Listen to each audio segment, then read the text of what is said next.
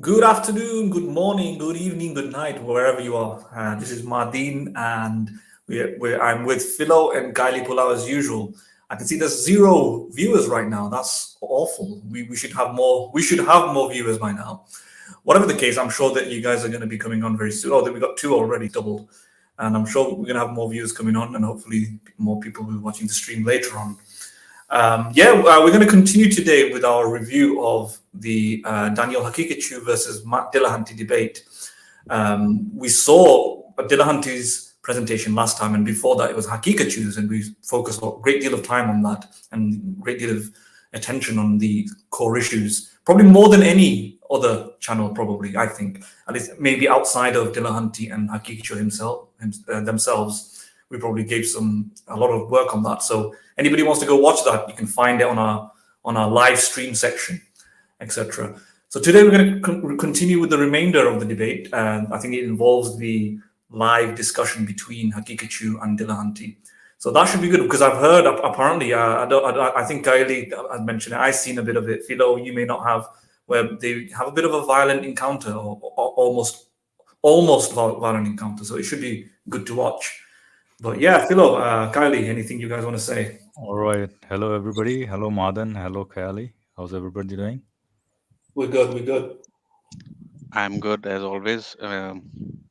Excited to, get into it. All right. Mahdin, can I just plug in our channel, and then maybe as usual, anybody who's listening, as of now, I don't think anybody's listening. But if you're listening, whenever you're listening, just make sure to share it, like it, make a comment, and if you're subscribed, press the bell button, and let us know if you would like to listen to us in Hindi or something that's missing from our side. Basically, the reason why we are not getting high viewer count.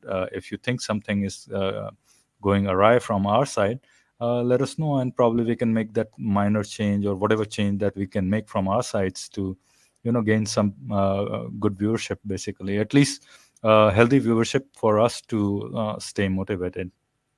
Having said that, Mahdin, take it over. Yeah, absolutely. No, absolutely. I mean, if there's anything that you guys want to mention to us that you think we're not doing right or we should be doing, that would be great. But I suspect with time things may change. Hopefully, we can only do that with viewer support. Having said that, let's pretty much, if everybody's ready, let's watch the next part of the debate. We're going to do our usual thing, where we're going to stop and comment. Yeah. Okay. Let's go. Too much, and that there's too much speaking over each other, then I'll break it into 2 or 1 minute intervals. But let's give it a shot. Gentlemen, the floor is all yours. So that's an interesting diatribe on the problems of analytic and reasoning. Where was the evidence for God? That was the entire first part, was, is there evidence of God? And I didn't hear not only any objectively verifiable empirical evidence for God, I didn't even hear any intuitive evidence for God, just a lot about the value of intuition and how, evidently, as an atheist, I'm all about military power, which I generally despise despite having done 8 years in the military. And that's not consistent with my secular humanism, and nothing that I could view as evidence of God. No, the whole point was to question your standards. That's what the subject of the debate. Hey, I didn't interrupt you when you called what I said a diatribe. Let's try to be civil here. I'm trying to be civil. Then don't interrupt me. Well, please don't interrupt. Interruption is don't interrupt me. Uncivil. Okay. So as I was saying, the whole point of this opening is to question your standards of evidence. If you want to say that, well, there's no scientific evidence, when we do experiments and open the microscope and look in the beaker, we don't see God, then I can concede that. So what's the point of that point that your opening was about? My opening was to take the discussion to a higher level of what are our standards? What is our epistemology? You're assuming a atheistic epistemology that I don't accept, and the most people in history and even today don't accept. That's point number one. As opposed to, as for evidence of intuitions that people believe in God, we'll talk about it in the next part of the debate. But this is something that's established. There's a natural theology that is established within the cognitive. Hey, Major Reynolds, thanks for joining and thanks for the comment. Let's just put his comment up. We just saw that. Any amount of a fan base is good. At this moment, we don't have the greatest amount, but the fact that you're here enthusiastically means a lot to us. Having said that, what Haqiqatjou just said there, that this is like an epistemology that's not existed for the great deal of time in history, and vast majority of the human population did not have this epistemology or something. It's not fully correct anyway, but even if it was, so what? Science, yeah, we get it, right? The scientific method as the way it is today did not exist 1,000 years ago or 500 years ago. It doesn't matter, right? If it's the right way to figure out the truth about certain types of propositions and statements, then that is the right way to figure out the truth, irrespective of the fact of the vast majority of human cultures and societies and civilization didn't have that such a grasp. I mean, back in the day, people didn't have the best arbiter to determine medical findings and discoveries. They didn't know how to do it, and medicine flourished and expanded exponentially due to the advancements of the scientific method, due to advances of mathematics and data and how to test things during the European Enlightenment, right? And what? So that is the method to figure out medicine, and this is the method to figure out certain observational statements. And in the same sense, if some forms of analytical reasoning, logic, science are good to figure out the truth, then the fact that it didn't exist in the popular sense in which everybody tries to use it today, and everybody has the education for today, academics use it today, all disciplines use it today, has no bearing on the fact that it was not popular in history, human history, has no bearing on its accuracy, effectiveness today.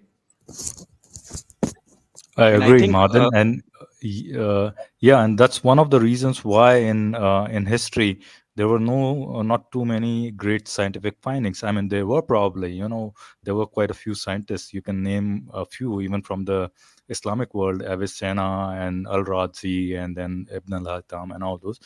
But then this kind of epistemology that came in, that really bolstered this new scientific method and the new findings pretty much. So you can see that drastic change between those 1,000 years, 2,000 years back to now, right? Yeah. and I mean, if you see throughout history, majority of humans were uneducated. They did not have access to information. They were not exposed to ideas or cultures or worldviews that weren't aligned with their own. Majority of humans throughout history used to live a very simple life, at least in terms of what they knew about the world. They were very superstitious.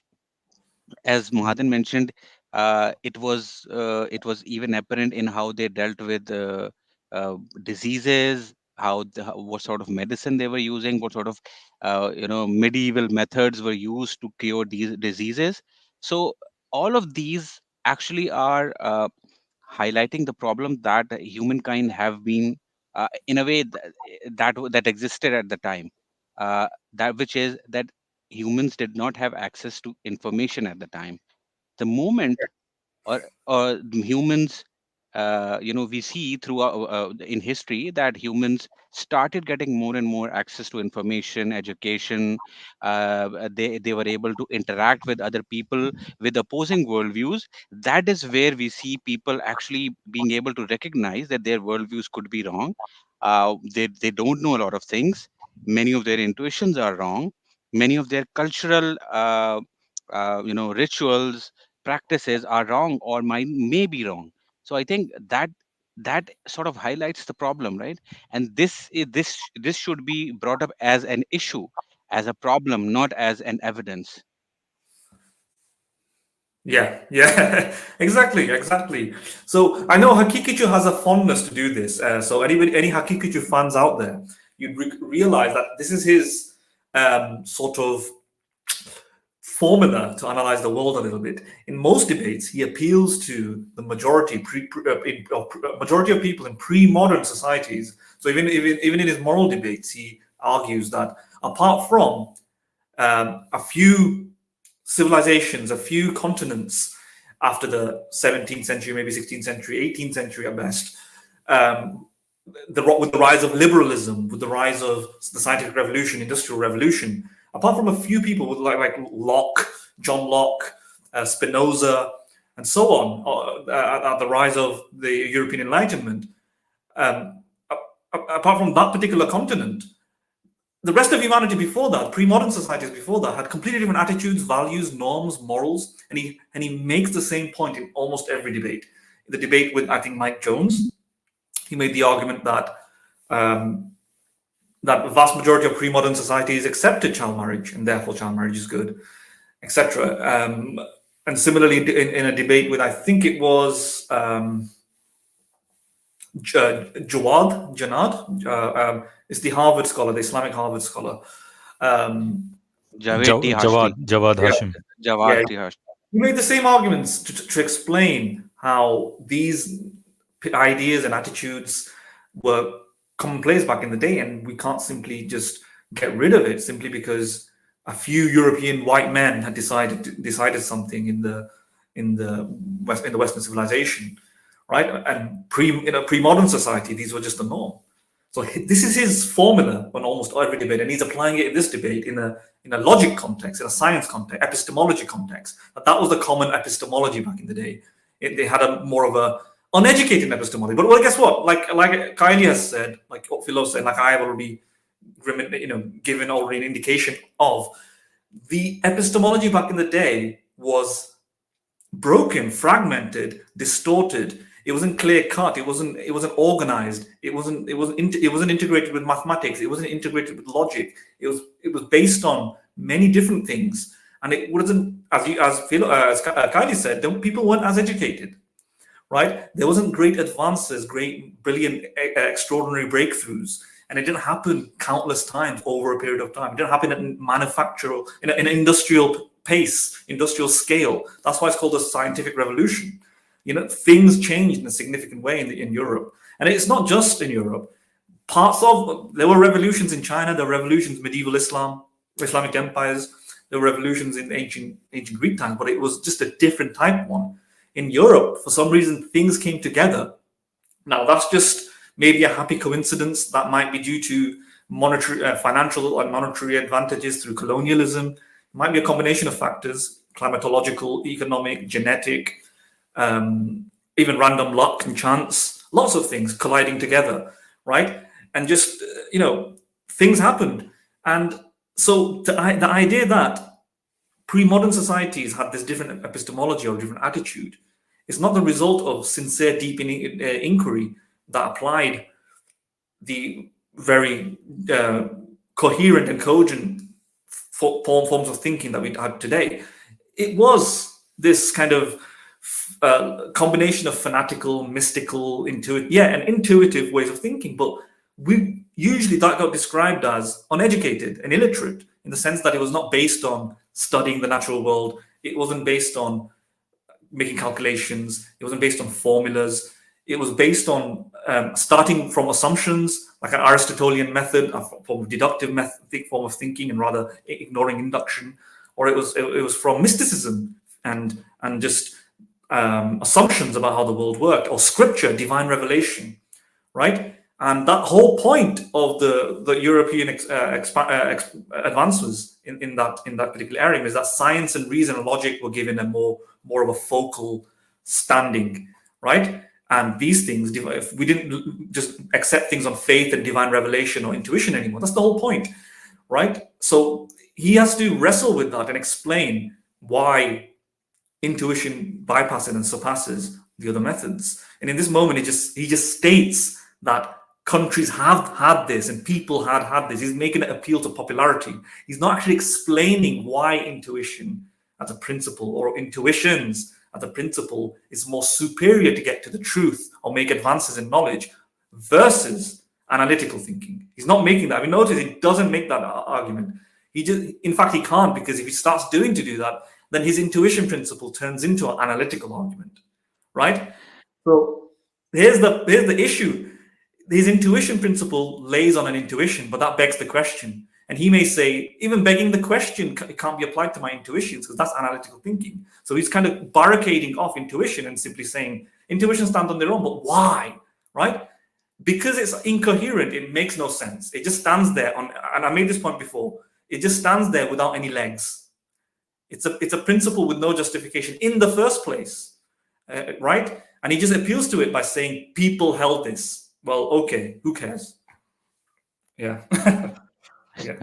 And I'm sorry, I just recalled something that stated in his opening statement.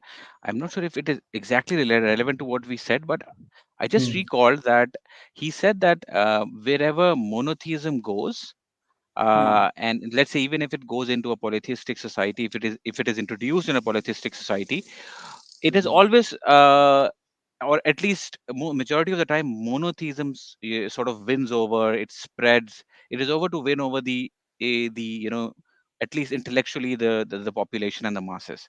So the if I go through that logic, and he presented this as something as a strength of monotheism, and if you think about it, what the complaints that he's making about atheism is, or any sort of rational thinking, is just the fact that it only got popular once people started to get to know about it, or it became people were introduced to it. The more and more people are getting introduced to this way of thinking, to understand that there are opposing worldviews, that their intuitions aren't that many of our intuitions are not correct. The more and more people are be able to recognize it, and they are able to sort of adopt this worldview of rational thinking. Yeah. Now, can't I say that in the same way that Daniel presented monotheism as a strong ideology because of the fact that it was able to overcome polytheism, well, the rational thinking overcame the monotheistic. In a way, if you think about it, he's complaining when he talks about the rational thinking. He's complaining, but when he uses the same argument for monotheism, he's presenting that as a strength. So in a way, if I go by his logic, the rational approach actually won over this theistic understanding of the world. So you should recognize this as a strength of the rational way of thinking, of rationalizing or analytical thinking.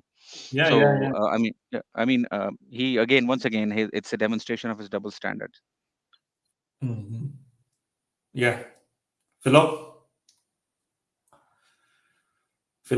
Science I of guess, religion, that people have intuitions about spirit beings, they have intuitions about a purpose to creation, they have intuitions about there being an afterlife.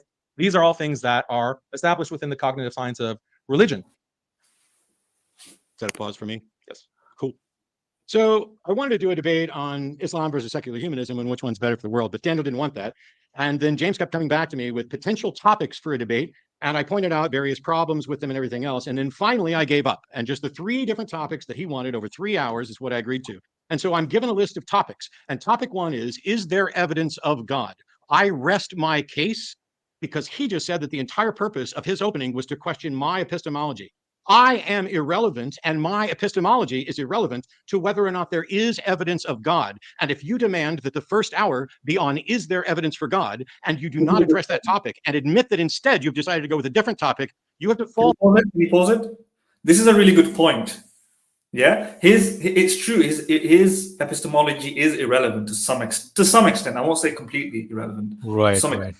In the following sense, imagine if Dillahunty agreed with Haqiqatjou that there is no evidence for logic, there is no evidence for induction, there is no evidence for the external world, and therefore he doesn't believe any of those. There's no evidence for the morality, and therefore he doesn't believe any of those. He does not believe any of those things. In other words, if Haqiqatjou's argument rests upon the demonstrating an inconsistency, so that's what he's trying to say. It's like a reducto, right? Or well, not reducto, more kind of like a reducto. He's making the argument. So a reducto basically is when somebody makes your argument and then you try to test the merits of the argument by applying that argument across many different related things and show the absurdity of application of that argument in different related scenarios. So if you say something like we should kill homosexuals, homosexuals should be prohibited because they can't reproduce, you may make the argument then, okay, let's do a reducto. Let's apply the same logic to infertile couples. Should we kill infertile couples? And if that's absurd, then why are we inconsistently treating homosexuals. That's like a reducto. So it could be that Haqiqatjou's argument is a reducto in the sense that, look, even you, Matt Dillahunty, don't hold everything on justifications and rationality and science and so on. There are some things you just take on faith, or you can't substantiate with logic, you can't substantiate with science because you have to presuppose these things like certain axioms. And since those things don't have any underlying justification and nobody can solve those things, we just take them on intuition or a leap of faith, etc. Right? And you take those on a leap of faith. Why can't I just then take my belief on a leap of faith? It's to demonstrate an inconsistency with Matt's system of thinking. And that might be correct. It might show, let's say hypothetically, it might be correct. I'm not saying it is correct. As you know, I've critiqued this. But hypothetically, let's concede that that is correct. And he demonstrates an inconsistency in Matt's position. And indeed, Matt therefore should also adopt the belief in God as another axiom. But that only applies to Matt. It doesn't apply to any other philosopher who holds radical views. He might be a moral nihilist. He might be an epistemic nihilist, right? He might be a person who doesn't believe in induction. He might be an idealist or doesn't believe in the external world, or he might be neutral in regards to these things. In fact, you're talking to somebody who might be like that. I am. Sorry, not talking. You're listening to somebody who might be like that. I am, for example. I don't necessarily hold strong commitments about certain axioms of our knowledge. Right? I have various different ideas, but I'm kind of skeptical, right? I don't, for example, think there is definitely good, solid argument for proving the existence of the external world. But I'm kind of, if you had to push me, I'd give you certain arguments, say, this may demonstrate the existence of the world, external world. This may do it. But I understand the difficulty and the burdens to do so. It's a hard philosophical question that I don't think many people have been able to solve. And as a result, I put my neutral hat on and I say, look, I can only give you certain sketches, certain ideas. But push comes to shove, I'm kind of neutral, really. I don't know whether there isn't. I don't 100% absolutely know with iron fist certainty that there is an external world. But I don't also 100% absolutely know with iron fist certainty there isn't an external world. It seems like it. That's about it. But I'm agnostic, really. And I hold similar positions for many other things, like our logic. I'm agnostic. What do you say to somebody like that? Because to somebody like that, you can't say you're taking it on faith, because I'm not taking it on faith, my darling. You know, I'm not taking it on faith. I'm actually reserved on that area. I don't just go, whoop, this is, we just take the law of contradiction on faith. No, maybe we can't justify that. Let's say I have some certain ideas, but let's say we can't justify the law of contradiction.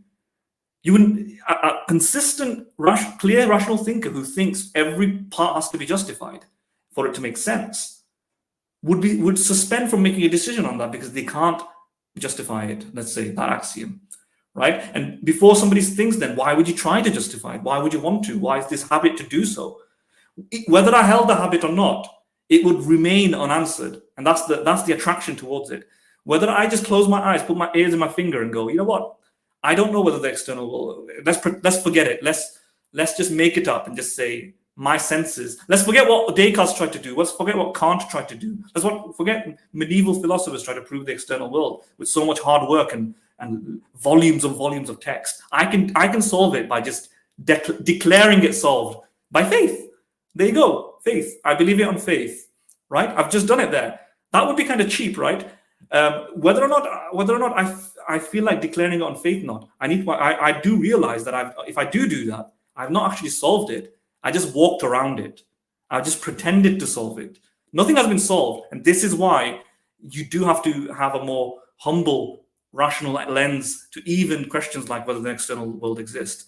And Matt Dillahunty is correct here. If there is somebody out there who doesn't hold the same ideological stances on these positions, on these epistemological commitments on these positions, he can simply say, I don't believe any of those things on intuition. So where is the reductor coming from? Yeah, I think these need evidence, and I think if you add another axiom called God, that still needs evidence. The end, right? Yeah.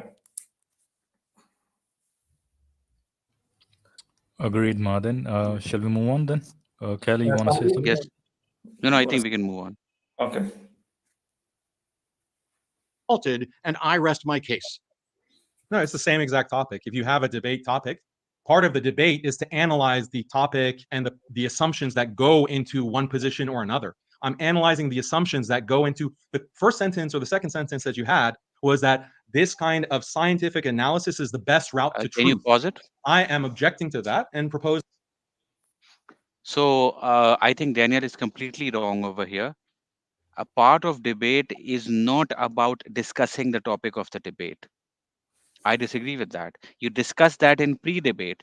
You discuss those things before the debate in the discussions about the debate. Now once you have decided the topic, now you're not going to talk about just the epistemology of the topic. That should have Yeah, been what your discussed earlier on. epistemology is, right? You shouldn't. Right, you should discuss about the topic now, or the debate. Now the topic, you have to cover the topic now, not the epistemology of the topic or what is behind it, right? That should have been discussed before the debate, or there should have been a separate debate before this topic. As I said, maybe it should have been a 4-part debate then. So maybe Right, I agree. epistemology of evidence. So I just want to shout out to Samar Kumar, who's been here with us right from the beginning, and he's always been promoting us. So Samar Right. Kumar, thank you for your assistance and alliance. You've always been here. So we definitely acknowledge and appreciate it. Keep it up. Hopefully your requests to get people on our stream, we don't get that many followers, but hopefully one day they will fruitfully materialize, and we will have numberless followers watching us. Hopefully that dream can come true. Yeah, Right. we can't do it without your help. So keep helping. Yeah, I'll request Major Reynolds as well. I mean, he's been commenting, so I'll read a few comments from him, and we'll request him to get like-minded people as well to our stream if he can. So Yeah. Major Reynolds, thanks for sticking with us. We've seen you on a number of occasions, but as you can see that we don't get a lot of followers, and we do want to increase our fan base.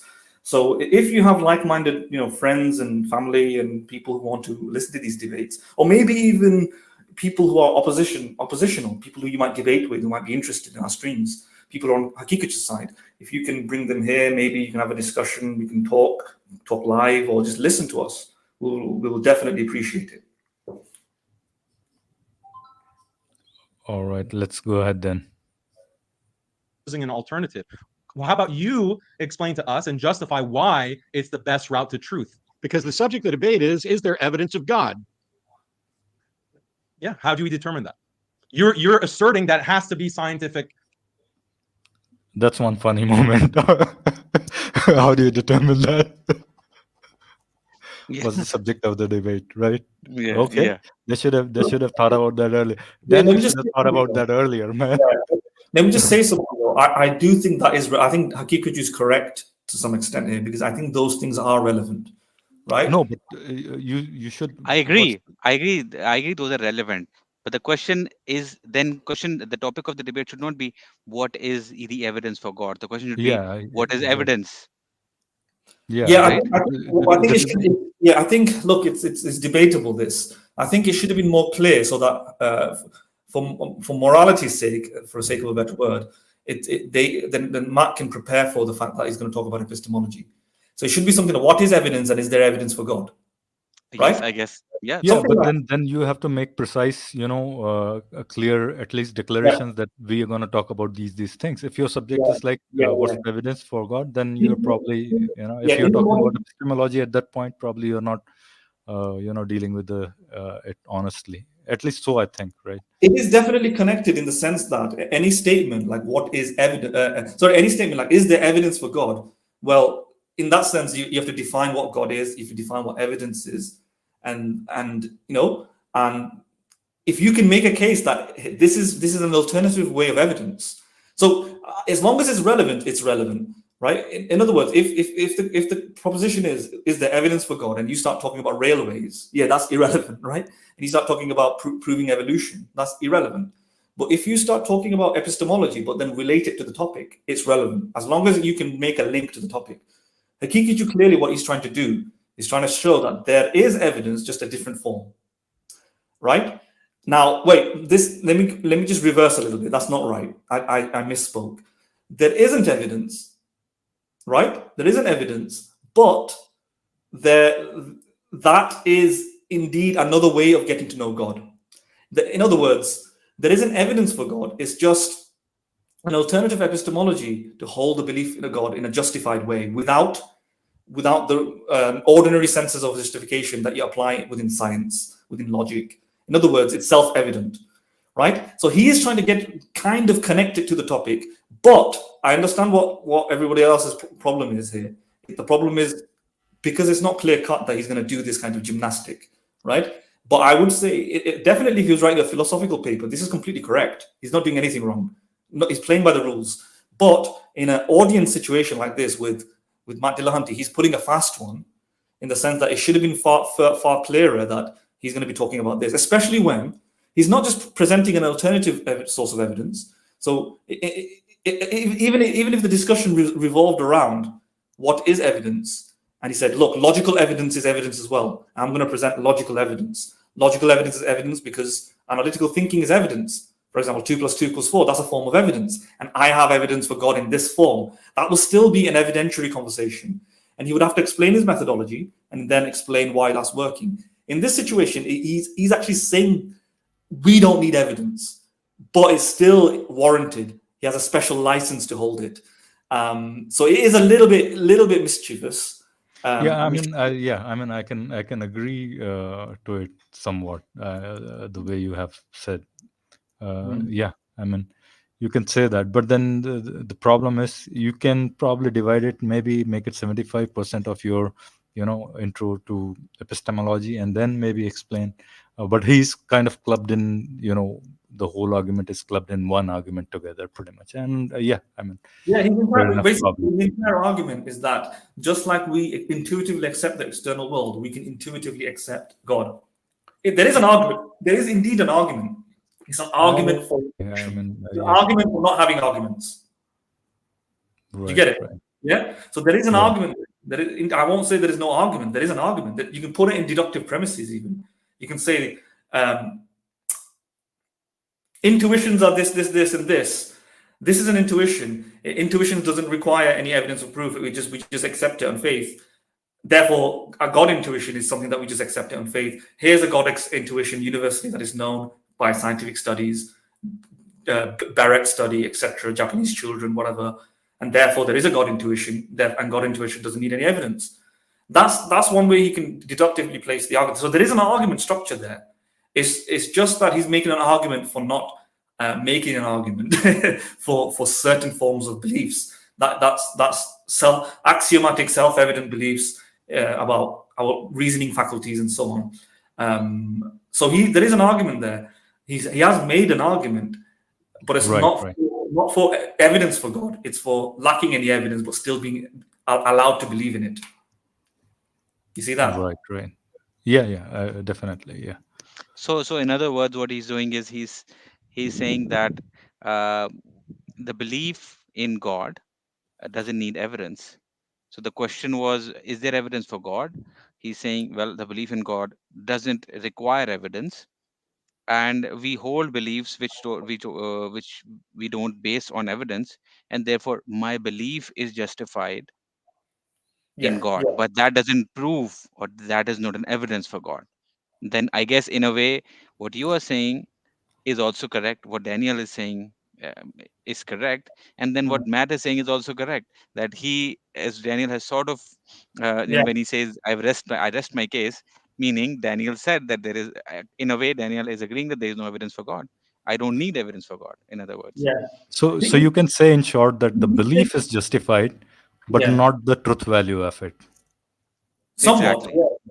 It's justified not in a propositional sense. It's justified because we can hold it without any justification. There are reasons. Right. Special belief. Special pleading, special belief, right? Yeah. And I think he wants to say that it is true. In some, it's a special belief that is true without justification.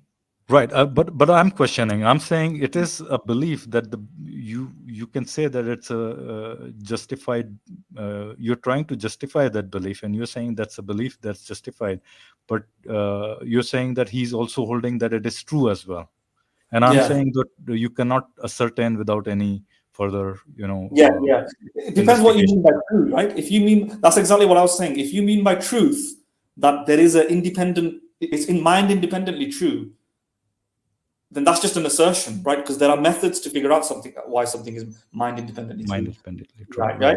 Right. There is no link between intuition and there being a mind independent truth. There just isn't. The only way we can test or check that our intuition, a belief conjured up through intuition, the content of it is mind independently true, is by checking the reality, right, through an observation, or through a logical statement, through logical analysis, or a combination of both. And that is the only way you can do that, I think, as well. So by him using the word "this is true" without justification seems to be a little bit weird. I mean, this goes back to Plato. Knowledge. To have knowledge, you have to have justified true belief. That is knowledge, right? And knowledge is a justified true belief. It's not any old belief. Like, I can believe I'm 7 foot tall. Well, is that justified? No.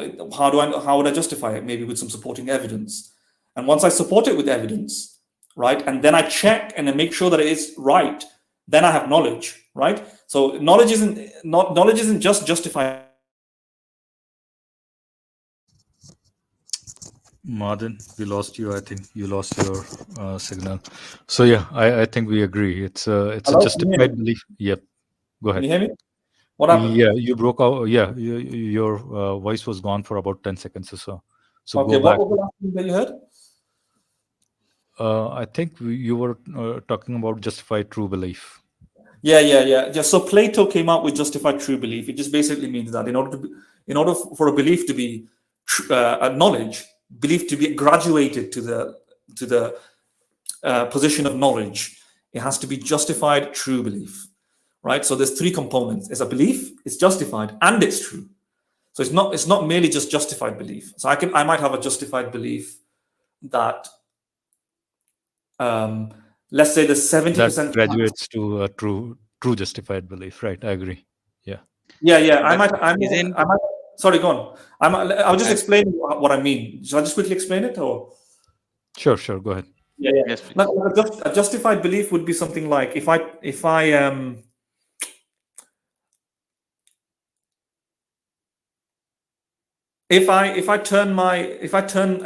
the engine on of my car that has not been working for the last 2 months, there's a significant probability, though it'll still turn on, that I've not started in the last 2 months.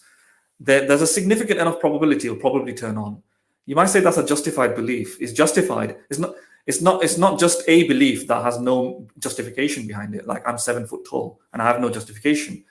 The belief that my car will turn on even after 2 months, given that it's a new car, well oiled, everything's fine, might have a high enough probability, like 60-70% chance that it'll happen. And you may say that crosses the threshold for justification. What is justification there then? Maybe probability, right? There's a connection between the background knowledge of cars and cars turning on. And therefore, I'm justified in believing that, I guess. But it's not true in the sense that it's not significantly likely or guaranteed. So it doesn't have to be guaranteed for it to be a true belief. It has to be significantly likely enough, And it's not significantly likely. It's not like 99% certain or 90% certain even that the car will turn on. And therefore, I only have a justified belief that the car will turn on. Once I go and turn the car on, then you might say I have a justified true belief, right, that the car did turn. Then I've changed it. Now the idea that the following statement that my car did turn on is both justified and true. It's justified in the sense that there's evidence supporting it, and it's true because the evidence is supporting to such an extent that it's extremely high. It's already happened, and therefore it's very unlikely that the car was like somebody just pretended to turn. When I turn the keys in the ignition, somebody pretended to simulate the noise of the car, right? That's very unlikely. The car turned on. The most likely explanation of what happened is the engine has turned on, and therefore it's a true belief. So the distinction between justified and true might be then the closeness, the proximity to absolute certainty, right? So that's what kind of that's Plato's idea of justified true belief. And that's the only way you can have true beliefs then, just knowledge. You can only have knowledge. You can only have knowledge if you have a justified true belief, but not through intuition. Yeah. Isn't that the thought experiment where It was, I think it's if Plato was it Plato's idea, the true justified true belief. Yes. Yes. Right. So, I mean, as is far it? as I recall, I'm not an expert on the particular area. As far as I recall, yeah. Sorry, am I Yep. audible? You are not audible. Go ahead, Khayalie. You're saying something, right?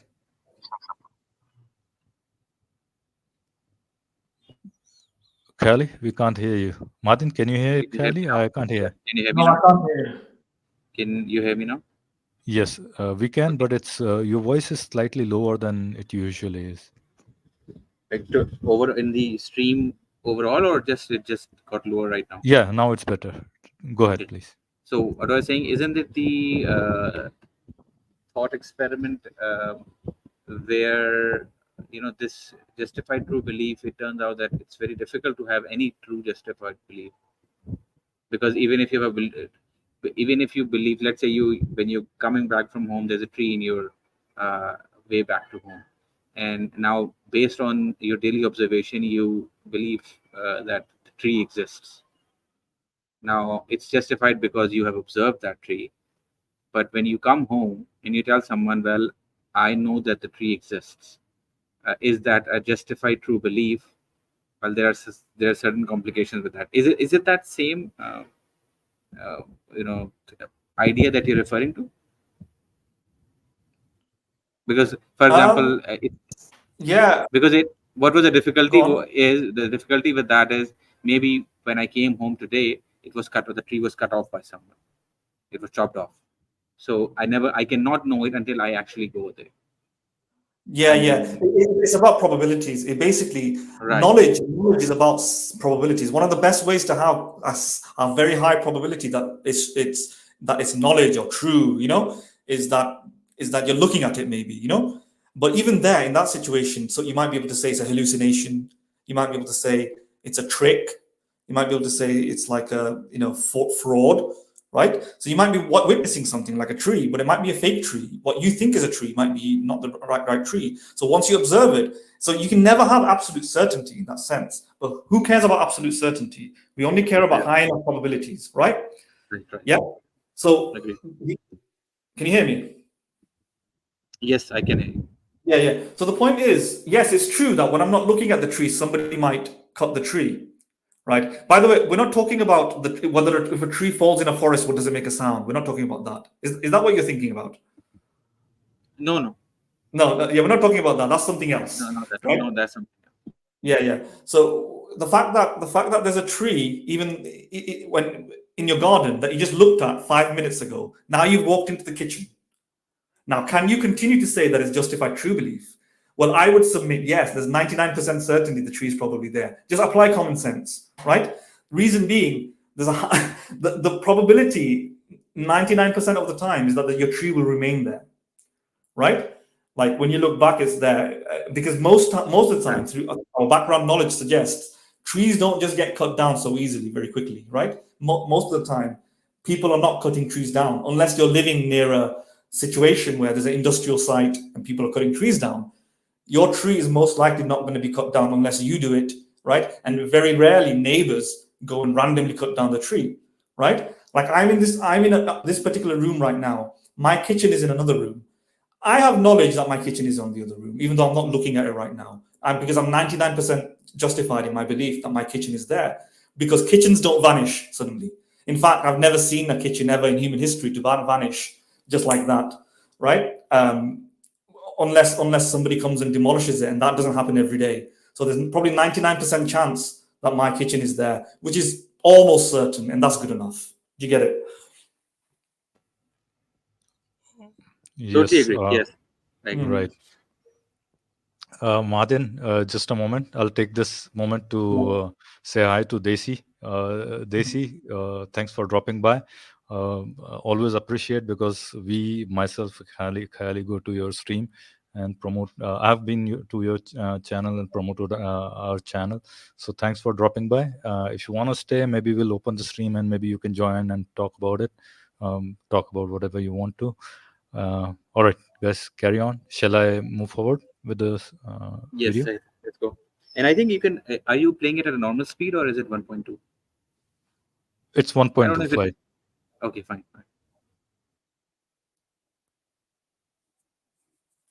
Evidence. The subject of debate is there evidence for God? My answer is no. And I talked about what sort of evidence I would accept or not accept. I didn't say anything at all about shutting down intuition. I didn't say that intuition should be sidelined or less important, or that it has no. I thought we were done interrupting. Or that it has no importance. I didn't do any of the things that he asserted. And not only did he not present any evidence of God for us to address, but he fully acknowledged that that was. I think here we started to see the sparks that are gonna probably culminate into that fist fight maybe later on. I don't know. I don't. haven't No, seen no. that. Let me. No. Let me clarify. This is not going to happen. The face-off is not going to happen in this part. All It's right. going to No, I'm happen- just saying. I'm just saying. However long, this is a 3-hour debate, right? So you start to see that the sparks have started kind of already, right? No. So there's a little bit of friction, right? I'm Yes, just but I'll tell saying. you- I'm just saying. The second part is very mellow. The second part of the Alright. debate is very friendly, very calm. Okay. It's quite Okay. mellow, yeah. So Alright, things get okay, heated up in the third part, though. All right. I'm mistaken then. Okay. Not the purpose of his opening statement. I rest my case. So where's the evidence that the external world exists? That's not the subject of the debate either. I want to know, like, your standards of evidence for God, do they have any meaning outside of that particular question in the very specific way that you've defined it to set the debate up in your favor? Is there anything else that is scientifically verifiable, like the external world, Yes. like the principle of non-contradiction? Please give me the Sorry. evidence, the objectively verifiable evidence that the Yeah, so he's doing what I thought he would be doing, right? So he's trying to say, look, you don't have evidence for this. Why don't you apply the same to God? Simple as that. Again, unlike the external world, God, is not like a faculty of epistemology. Like the external world is a non-negotiable, irremovable experience that everybody has, and the God belief is a challengeable, incomplete, controversial point of view within the psychological literature. Whether or not we have a God belief, God faculty, it's a disputable, ever evolving and questionable area of science that doesn't have the necessary sufficient support in terms of peer-reviewed support, which is what you need. For example, we don't just accept the fringe scientists, climate scientists, and ignore the 99% of the climate scientists for whether or not climate change is occurring. Yeah. So we don't care about the fringe psychology that might suggest there might be a God belief. That usually comes from theological quarters, theological scientists, which I'm not saying they're necessarily biased, but it does raise suspicion and eyebrows, right? When you look at the rest of the psychological community, we don't have this overall universal experience of a God or a monotheism. And even Justin Barrett's study doesn't talk about monotheism. It's an impulse, if anything, it's an impulse towards a creator, not a deity, not an unlimited, all-powerful deity, and creators, plural, not singular, right? And therefore, it doesn't really get to monotheism. But whatever the case, it's not the same as the external world. So he's not made the point properly anyway, that he's trying to level the idea that the external world, even if the external world, the point of external world, even if we accept that on intuition, is for different reasons to the God belief. If somebody had accepted it on intuition, it's for special reasons, right? The speciality here is that everybody, soon as you're born, without learning anything, you have audible and visual experiences. And even if you're blind, you have some sort of notion of the external world. The only time you don't is if you're brain dead or your brain is significantly impaired. But most people would have some experience of a seemingly three-dimensional external world. That's not the same for the God belief, right? So even if you have special excuses for that, if Matt wanted to say, I believe it on intuition, he still can distinguish it from the God belief because it's just on a different level, right? So if there's special considerations, special exemptions, special cheat moves that Matt can employ, like Daniel is suggesting, a card where you can throw down and say, look, I have to demonstrate through evidence everything, but I don't need to demonstrate through evidence the external world. I can just assume that. I can just assume it. assume it is true. Well, that's different to any other belief. But the problem is, why is the God belief like an axiom or similar to the external world? It's not, right? In fact, the God belief is closer to a proposition that you test within the external world. Let me repeat again. Yeah, it's closer to something like history or the theory of evolution or whether aliens exist, right? Once we accept there's an external world, then the rules apply. We have to use science, logic, in order to confirm or disconfirm evolution, or whether evolution is true, whether evolution is false, or to confirm or disconfirm whether aliens exist. And similarly, within the external world, I might have to use logic, reason, and so on, or science, etc., or a combination to confirm or disconfirm whether or not God, exists, right? And keep in mind, this external world is not merely the natural world. It can also include a non-natural world. It's any world, right? Because from the perception of the beholder, all of them are external worlds. If we died today and went to an afterlife, that would also be the external world. We can still be in the matrix, right? So here's the conflation that Daniel has made. He's conflated a faculty of that everybody has, which is a perception of the external world, and then trying to put it on the same epistemological surface, put it on the same epistemological anchor as the external world. God is a thing within the external world. It's like saying you're in the matrix, right? And you can't justify the matrix. You can't justify whether or not you are in or not in the matrix. You might be in the matrix. How do you prove that? Well, maybe you can't prove that. Maybe I can hold my hands up and say, I cannot prove this. But that doesn't mean that God is this thing within the matrix. When you say God exists, you're saying that within the matrix, God exists. Right? And if you say external to the matrix God exists, then the same problems arise. Because nobody's saying that you can solve the matrix. But if you say within the matrix God exists, and that's what most people would say, because most people would be stuck with that. Let me repeat, when you die, and if there is a God and you go to an afterlife, the problems of the matrix are still there. Then you're still then you're still stuck with the idea of whether or not the external world is real or not. You're just in heaven at that point. That could still be a part of a matrix simulation. So it seems like heaven, hell, afterlife, God, these are things within the matrix, things about the matrix.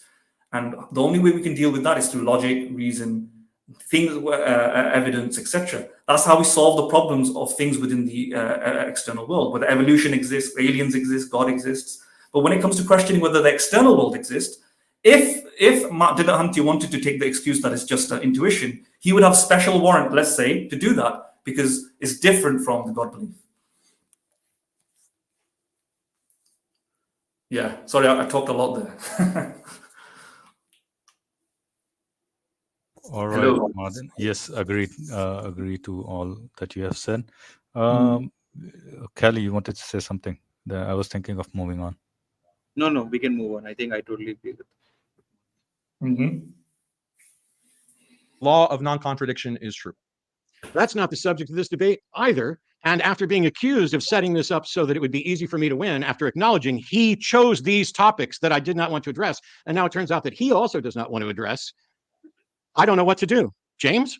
No, there's plenty of evidence. If you ask people for evidence, if you ask people for evidence of God, they will point to their sense that God exists. They will point to their sense that when they look at the world, they see it as being created by a supreme being for a purpose. When you ask people about any number of things that are not scientific, they will have a tendency to answer in specific ways. These are Sorry, just wanted to stop here. I think this maybe I misheard the sentence or something. He said this world seems to be created with a purpose. It seems like he's putting too much weight on his intuition's argument, and I don't think there has been any study that's been done, even the Justin Barrett study. I don't think it talks anything about being purpose, and where does this come from? Basically, is the question, right? Now he's putting more pressure on himself to prove all those things, right? Oh, did I mishear him saying something else? And then I'm assuming so what he's doing is Matt said that you're not providing evidence, and he's saying, he's saying no, people do. Now he if you notice, he's not pinning himself to a specific argument. He does not want to go there down that lane, because then he'll have to defend that argument. So He's not going basically, that, he's jumping that around. what Basically, he's now yes, he's what he's saying is, the people, if you ask people, they'll give you different kind of evidence. They'll say, well, they see a God in this world. They see that there's purpose behind this creation. So all he's mentioning all these things. Why do God believe it, or how do people justify their beliefs? Well, right. that is not Matt's He's question once again. basically shiftily he's moving these things in as well, right? I mean, yeah. He's not answering Matt's question. Right. Matt's question is, what is the evidence? He's saying, if you ask people, don't tell me what people say. Tell me what is the argument that you are making. Right. All right, let's move on. Studied within the cognitive science of religion and psychology generally. If you ask people for evidence of the external world or basic arithmetic propositions, there's a tendency to answer in consistent ways in a universal fashion. What this tells us is that the human mind has a certain structure, it works in a certain way. And we have to understand the human mind in order to ask questions about morality, religion, aesthetics, logic, mathematics, all of these, science, right? Empirical data, all of these things have to be understood with reference to human psychology. So it's not irrelevant to the debate. It's actually a core first step of being able to debate evidence for anything, let alone evidence for God. So what we just heard was that if you ask people, they'll tell you that they believe in a God. Some of them may even say they intuit it. I'm still asking and still waiting for a demonstration of evidence for God. That's evidence that people believe in God. And if you just said, hey, I want to debate whether or not people believe in God, I'd say, why would we do that? I clearly agree that people believe in God. I used to believe in God, but I didn't do it necessarily because of intuition, although some people might do it for intuitional reasons. Some people might think that they're doing it for good evidence reasons. But when I found out that I didn't have good evidence, and when I found out that intuitions could be wrong, and if you're going to have intuitions about, oh, I don't know, whether or not the restaurant's going to be busy, that's probably based on past experience and data that you're just using your gut to assess. And so what you're describing is potentially intuition there isn't actually intuition, but it's based on data. But we don't have any data that I'm aware of for God. We don't have any evidence that I'm aware of for God. You haven't presented any, and that's the subject of the first hours of debate. Intuitions are evidence. Intuitions are evidence. Just because you don't accept them, that doesn't mean that they're not evidence. There are different types of intuitions. I didn't say all intuitions are equally compelling. There are some intuitions. All right. Yeah, no, Go for it. Let him complete his statement. Sorry. Who's talking? Oh, you wanted me to stop, right? Yes. Now I'm just saying that clarifies a little bit what that Daniel is not actually saying that he has no evidence. He's saying Right, now he's made it clear, right? He's saying, so I thought, I mean, he could have went either way, right? Different people say different things. People who are fan of this sort of argument say different things, right? He could have said, intuitions are not evidence, but intuitions are. Some of the intuitions are evidence, basically, not Maybe. all of the intuitions. Yeah, basically, that's what he's saying. Yeah, no, what I'm trying to say, yeah, exactly. What I'm trying to say that if intuition itself, the existence of the intuition is evidence that I have a faculty that can sense God or something like that, right? The existence of the belief itself is enough. That's what he's trying to say.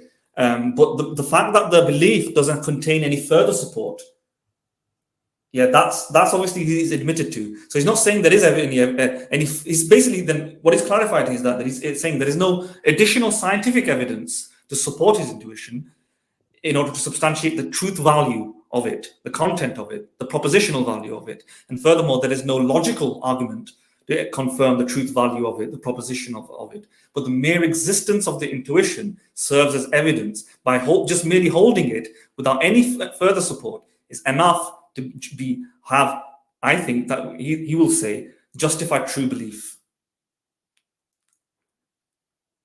Right. I think, yeah. I mean, I agree. That's what he meant over here. And probably maybe later on, he's gonna go and say, okay, no, we have more supporting evidence for this intuition is like with contingency or design or whatever these logical arguments you may have.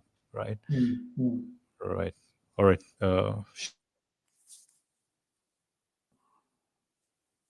That are so compelling that no one has questioned them for most of human history, like the intuition that there's an external world, for example, or the intuition regarding the law of non-contradiction, certain moral intuitions like it is wrong to harm people. people have universally had this intuition. Why? Because every moral system, every religion that we see has this principle in it, implicitly or explicitly, that it is wrong to harm people without reason. That is evidence of its truth insofar as the human mind is capable of accessing the truth. That's the point. And the belief in God is also one of these very strong intuitions that human beings have that they develop from childhood. So that is evidence. You don't accept it as evidence. That's my point. Boy, have I got some surprises for you. Daniel seems to think that nobody's questioned reality. I don't evidently you've never heard of solipsism. And the For most of history was are what you I said. interrupting me again? What's good for the goose? Solipsism, and the study of this within philosophy, is something that is robustly argued all over. It's almost argued more than whether or not atheists can be rocks or whether or not tacos are sandwiches. Solipsism is the issue of, can we trust? And do we know that the outside world that we think is the outside world that we experience, is it the real true world? And as far as I'm aware, there is no solution to the problem of hard solipsism. But when you say that people's intuitions about God count as evidence, as I was pointing out, whether you're going to have objectively verifiable facts or objectively verifiable empirical evidence or not, at a minimum, the evidence that you demonstrate someone's intuition, if you want to claim that's evidence, you have to make a demonstration to show how that intuition is consistent with a specific God concept and excludes other God concepts, and how we can demonstrate that it is probably correct. And you haven't done any of that. You've just asserted that people have intuitions about God and that we shouldn't dismiss them. I think it just dropped for a bit, and just wanted to read this Desi's comment, and a very valid point. At what point you judge which intuitions are stronger intuitions and which intuitions are not so strong intuitions, basically, and what is that criteria to say one is more valid than the other, right? I think this is where even Daniel should recognize he is categorizing belief in God as a very strong intuition, although and despite the fact that he is also recognizing the fact that people, are able to get rid of this intuition. Many humans today get rid of this intuition. And although they don't get rid of the other strong intuitions that actually seems to be truly strong. That is, for example, our intuition about the existence of the outside world, the moral intuitions and all those. Rules of logic. So that are universally agreed. Those are very strong intuitions indeed. That is an indicative of that. However, the belief in God isn't that strong. It's clear because people do leave that intuition. Many, and we can see that trend going upwards. So Daniel, despite the fact that he's recognizing that the world today, is seeing an upward trends in agnosticism and atheism, and yet he's categorizing that belief in God as a very strong intuition. I think he should recognize the problem. Yeah. Right. And one more. Sorry, Mahdin, go ahead, please. No, you go on. I've spoken about. Right. No, I just wanted to say one more thing I wanted to add. Then once he's putting one more thing that he can't question that atheists about is that they are moralless, folks, basically, because he's saying that these moral intuitions are already in there, and we all have a strong belief in those moral intuitions. So all of us are moral creatures. When you're saying somebody believes in atheism because they want to do all those kind of moral debauchery, then you have to say that no. I mean, these are we don't need anything other than just these moral intuitions to base our morality on, pretty much. So we are on the same boat, pretty much. Yeah, basically, divine command theory goes out of the water, and out of the window, pretty much. You need to have a naturalistic account for morality. I mean, you can justify it through mere intuitions. I mean, I think the theist could still try and argue for a divine command theory in the sense that there's an intuition for morality, there's an intuition for God, and therefore together it forges an intuition for divine command morality. Right. Now the question is, there is a contradiction. Which one trumps which one, right? Basically, whichever way you go, there is always going to be a contradiction, right?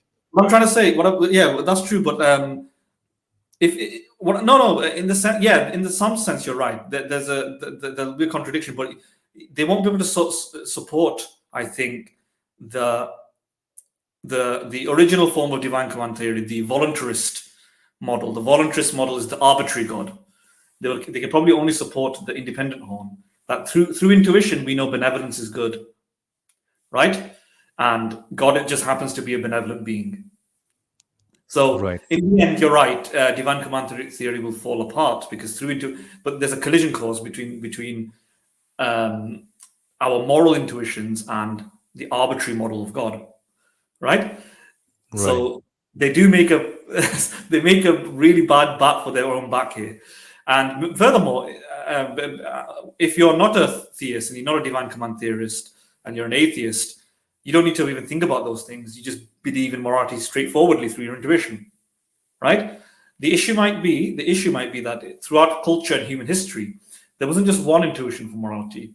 As I've stated in the past, Jonathan Hyde has shown there's multiple different moral intuitions, right? And he grouped them into broad structures, broad categories, like purity, like loyalty, and like harm reduction. And I think there's one more. I forgot what the other one was. Maybe somebody can Google it.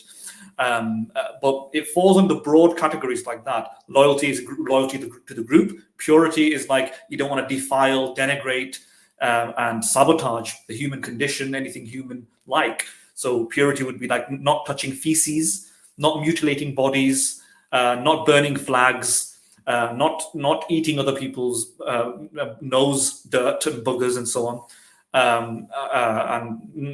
Having resistance to incest, necrophilia, cannibalism.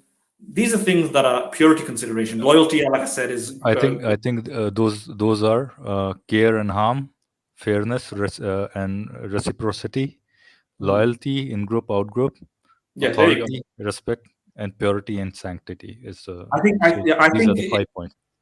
Oh, is it? Is there 5? I'm sure there was less, but I think he's unpacked it more. Maybe I don't know. Maybe. Yeah. Right. Maybe. I think some of them fell into more broader structures.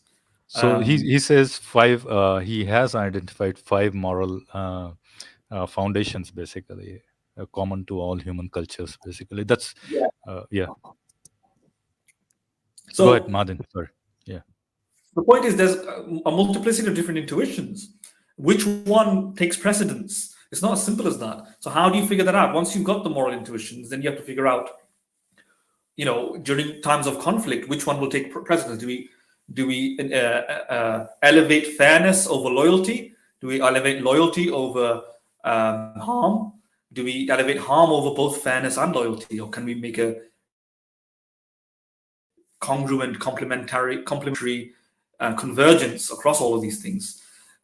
Does the strong intuition override the weak intuition? How do you do it? What's the methodology? So there would be certain other problems, but apparently we can do it through intuition. So Haqiqatjou's ideas would allow the atheist to at least have some semblance of a unjustified, non-rational, non-scientifically demonstrated moral theory that they can just believe in without anything.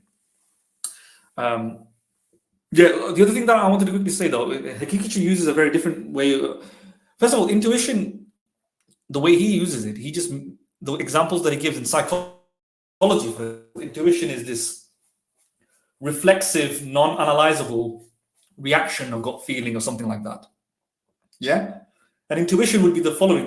Daniel Kahneman, the psychologist, the Nobel Prize-winning psychologist, he came out with a book on the number of cognitive biases that the brain has.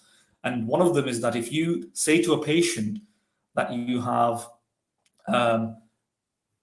you have 10% chance of surviving something, right?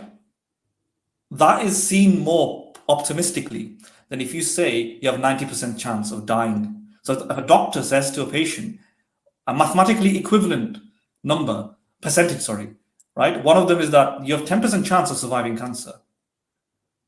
Well, you're more optimistic when you hear that. You feel more happier, you feel more elation, you feel more relieved. But when somebody says you have 90% chance of dying, yeah, you said the same thing in effect. That means you have 10% chance of surviving it.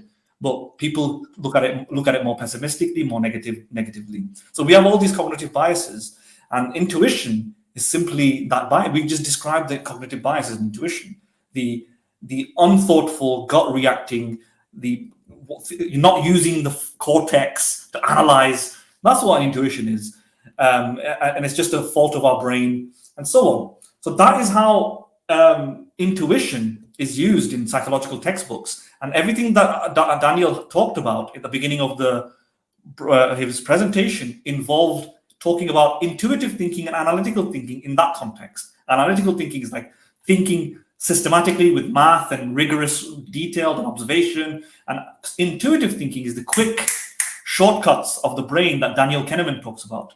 It's the gut instinct, it's the gambler's fallacies. When you go to order a McDonald's and you see that there's a third option and that makes your beak wet, and you think you go for the heavier priced meal because there's a third option. It's like the intuitions when you negativity bias. When we're like watching the news, we're more likely to remember negative events than optimistic events. I think it's also called the availability bias, I think. Oh yeah, I think it's the availability bias. It's called it's similar to the availability bias. I think the same thing. Yeah. Availability bias and negativity bias. It's readily available to you.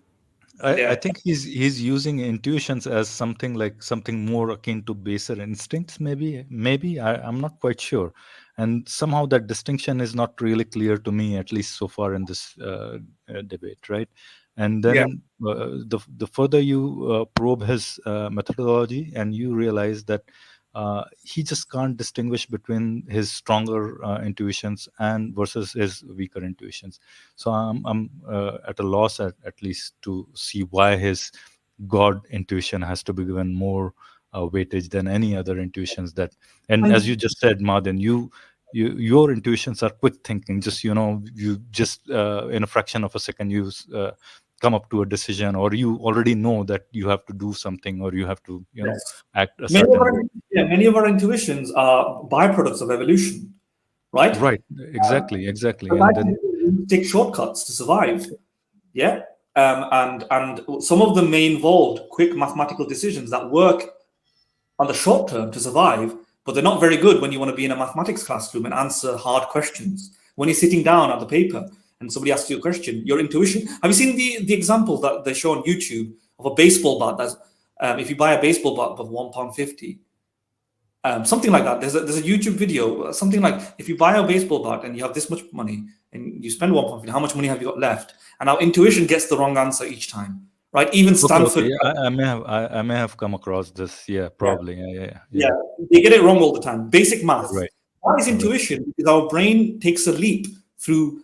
Do you know how when we read, we don't actually read the letters of the word. We just look at the shapes of the. Exactly. Yeah, And shortcut. Yeah. In similar vein, we take a mathematical shortcut. Now that doesn't work. That works maybe non-numerically because we are primates that used to survive in a very long time ago without all this technology, and we needed to make quick judgments to survive, and it worked.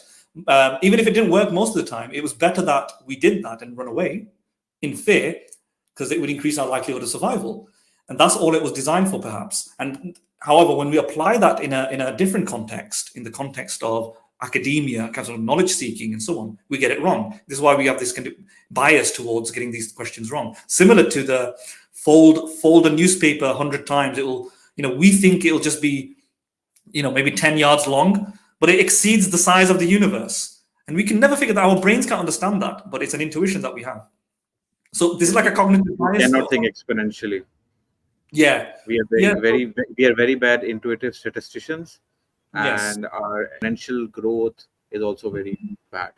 We cannot imagine. Absolutely. And these are survival intuitions, and I'm posing a kind of an example here, and I don't want to stray too far. When you have a wildebeest giving birth to a what is it called, calf, right? And within like 2 hours that calf starts running with the herd. And that's the survival instinct, right? Where do you would question, where does that instinct to run come from? That's the survival instinct that's been instilled into your DNA just to run along with the herd, pretty much, right? Because even if you don't have any idea that there is a lion waiting for you to just grab you and kill you, that instinct is inbuilt. You're dropped out on the ground, and within an hour or two you start running with the herd, right? And that's the kind of instinct. And you can, as this comment by Desinio also says, and Mahdin, you said about like 2-3 minutes back as well, we have intuition that actions are initiated by agents with agency, but he's equating it to his God. This intuition is rooted in biology, not the fitra, and Right. most of these intuitions are built in our biology, pretty much. And it's I don't want to go into the too much detail, but it's easily explained away. Such intuitions are explained by evolution. So if a calf, let's say, if he doesn't actually follow the herd, or doesn't run along with the herd, such calves would end up dead, and therefore would not be able to Survive, pass on have their offspring. genes, basically. Yeah, Right, pass on their genes. So only calves who were, or wildebeest childs who were able to who actually did go along with the herd, started running with them, were able to grow strong enough to have their own offspring and to pass on their genes. So that is how evolution works, because there's some generally people do not understand how even certain instincts are developed within any being or any animal or organism. So these things can be, these intuitions, these behaviors can be explained by evolution. Even if we have an intuition about God, that doesn't prove that intuition did indeed come from God. It may have some evolutionary survival value, and we do have some theories or hypotheses about religion having certain value, value in creating a more cohesive tribe. People having same ideologies, they might have a stronger bond than a tribe who doesn't have a certain specific religion or specific theology. So religion having some value actually undermines this theory, that actually this means that if humans tend to be religious, human tribes tend to be religious, or human tribes tend to believe in God, all that proves is, or all that indicates is that maybe it was useful, at least in some time during the human evolution. Yeah, this is the exact argument that I used to make in the past as well. So in order to, if there is any, let's say we demonstrate that there is a faculty of the mind that can be considered to be described as a faculty that detects divine senses or something, or a faculty that detects God or something like that. I forgot what Alvin Plantinga calls it, sensus divinitus. I think he calls it sensus divinitus, right? So imagine there is a sensus divinitus. Sounds like a disease. Depending on who you talk to.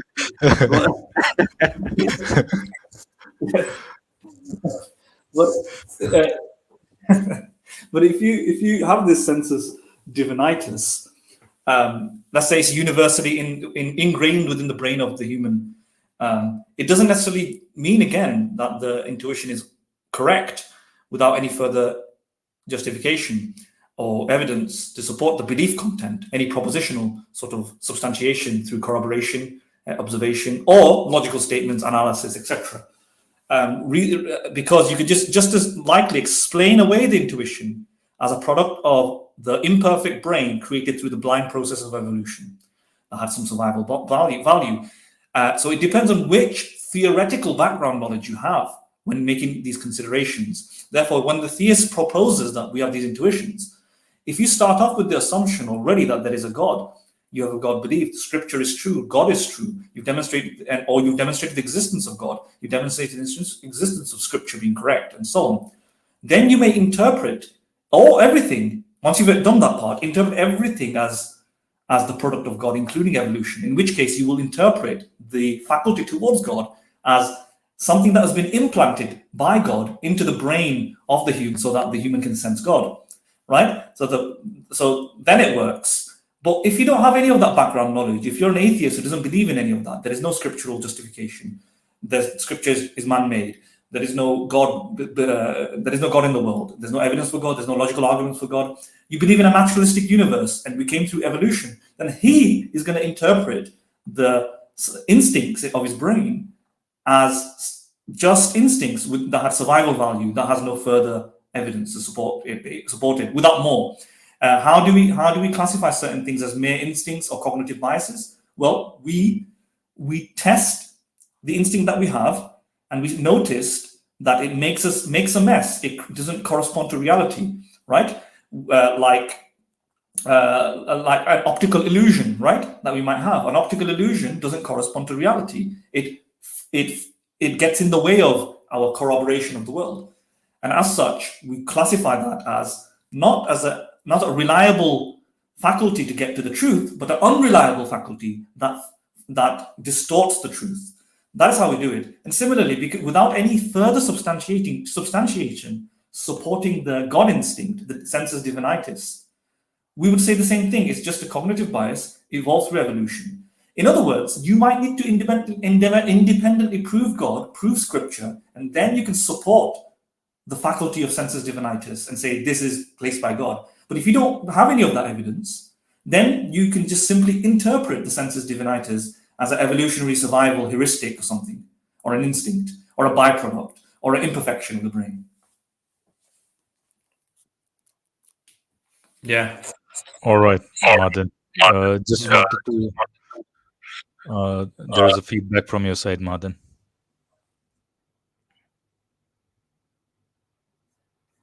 All right, just wanted to say thanks to everybody, and just again a shout out to everybody who's here listening. And if you guys can, please make sure to help us grow our channel. Invite your friends, family members, whoever you can. We could do away with some more viewers, and I hope we are bringing some really deep thinking questions and evaluating all these debates. So the more people we have, more motivated we'll be to bring a few more of these kind of debates and reviewing them, and even bring some new topics as well of our own. But anyway, we're gonna move forward, guys. Should we? I think we should quicken up, right? I don't know how much of it is remaining. Khayalie, Mahdin. Where are we right now? At which point? I think we are at about 33-minute mark. So let me just. I think there is still then around half an hour. Okay, I'm just trying to figure out how to bring that damn thing in the add to stage. Okay, all right.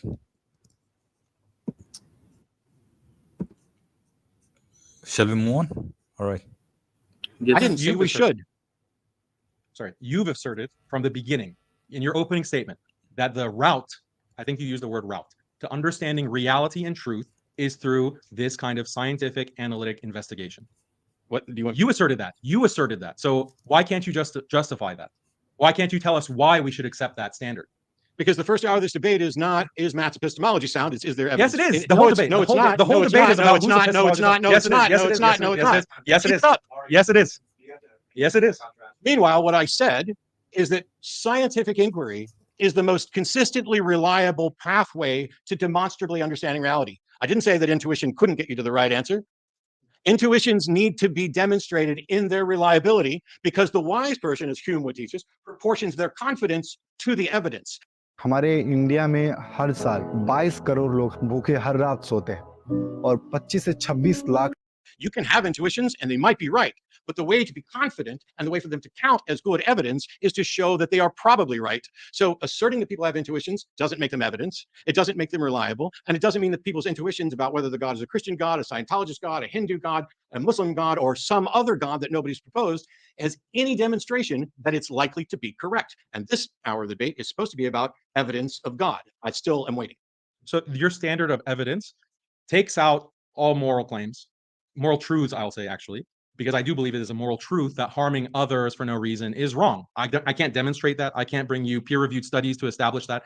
I do believe that the law of non-contradiction is true. I can't bring you scientific evidence for that. I can't demonstrate that in a proof. I do believe that the external world exists. I cannot demonstrate that through a proof. I can't bring you scientific evidence for that.